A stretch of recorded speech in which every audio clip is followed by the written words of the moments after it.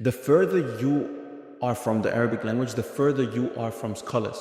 And the further you are from the scholars, the more confused you will become. So the question is, okay, what is the solution?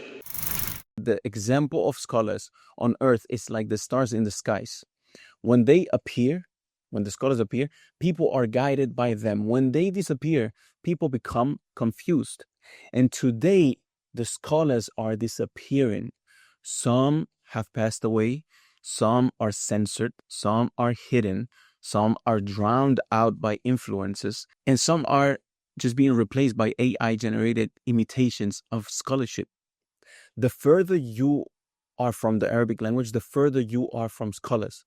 And the further you are from the scholars, the more confused you will become. So the question is, okay, what is the solution? The solution is learn the Arabic language. This is the first tool that you need to access the Qur'an and the Sunnah.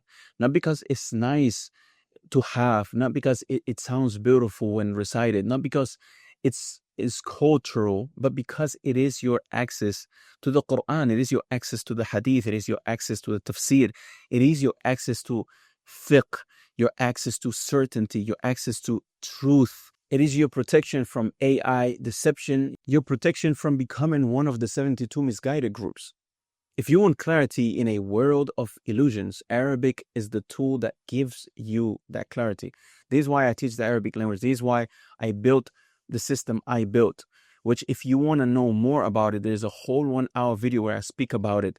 I'm going to leave it on the first link in the description. You go ahead, and if you are serious about protecting yourself with the biggest shield that you can have, which is having access to the Quran and the Sunnah, go ahead and watch it. It's a full 1 hour where I go more in depth.